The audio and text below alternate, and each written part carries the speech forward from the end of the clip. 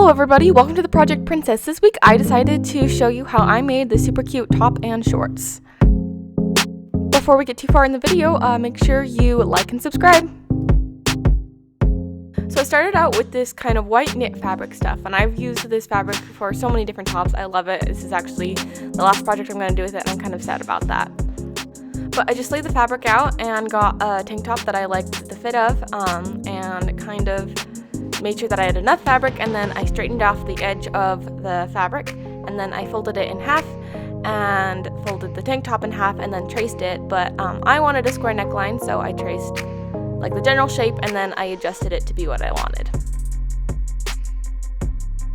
Alright, now this is super important. When you're cutting out your tank top or your shirt, you need to make sure that when you cut the fabric and the neckline, that you cut the back of the neckline first, and then later you can take your separate piece, separate the two pieces, and then on your front piece cut the lower neckline.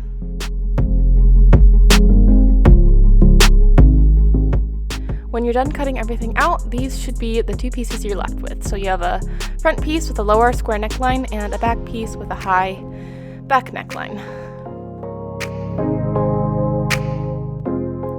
I then used my serger to sew up and connect both the side seams and the straps.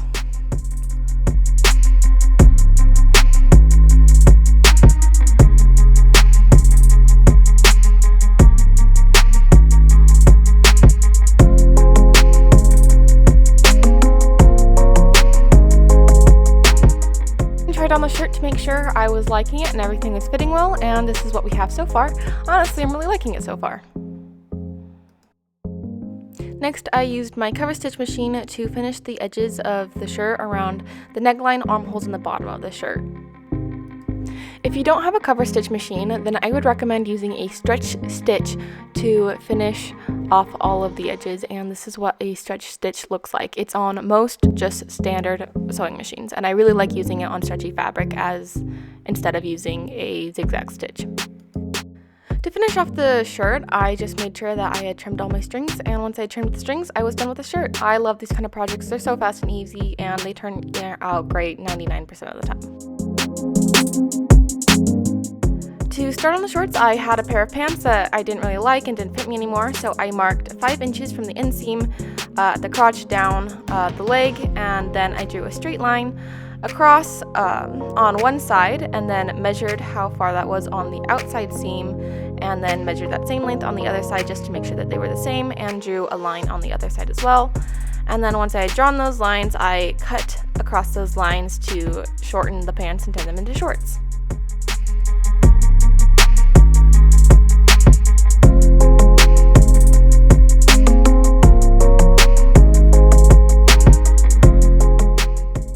Now once I had cut them, this is what they looked like, and I honestly didn't like how tight they were. I thought they looked awkward, so I thought I could add some extra fabric to make them look a little less tight and a little less awkward.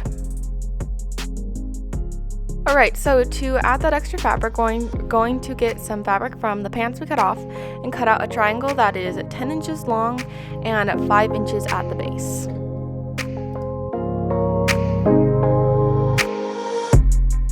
Your triangle should look just like this, and you should cut that out.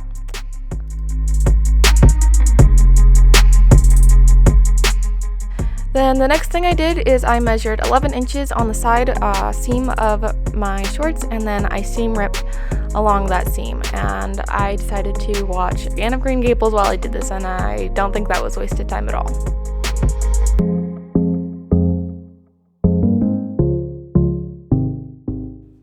Next, I used my serger to insert the triangles of fabric into the side seam that we had just seam ripped open on both sides of the shorts.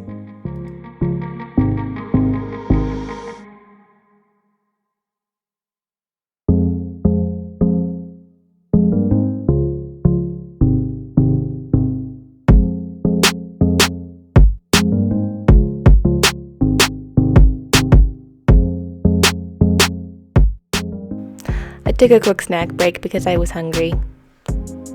I like rice cakes, just so you know.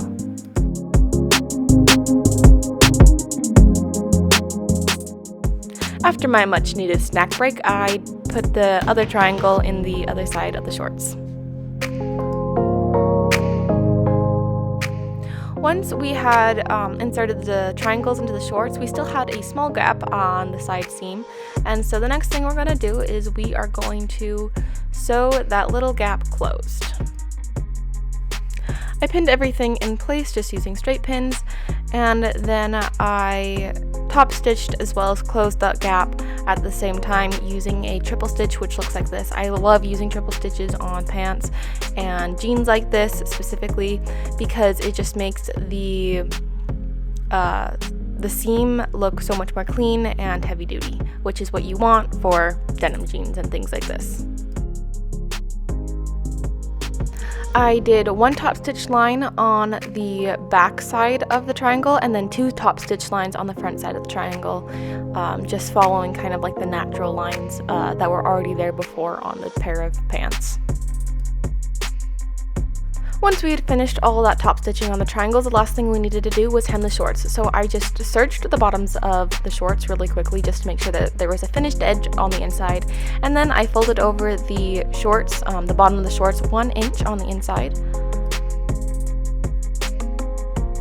I pinned that hem in place, and then again using a triple stitch, I triple stitched, top stitched the hem in place.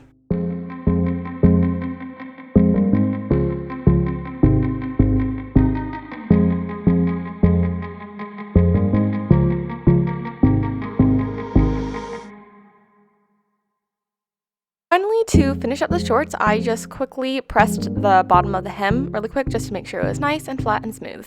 And once I had done that, I guess, my shorts were finished.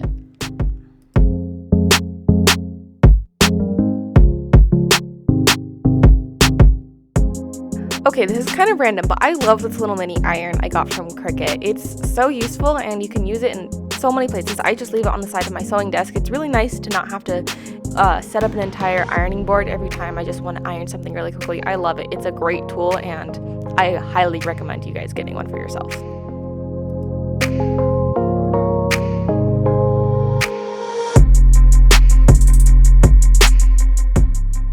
Alright, this is what both the shirt and the shorts look like finished. I was so proud of these shorts, especially because when I was done with them, I brought them over to my mom and she's like, "Oh, those look so nice. Those are such nice shorts." And she like completely didn't notice that or know that I had like altered them at all, which I was super proud of. I honestly my goal in sewing is to make them look professional.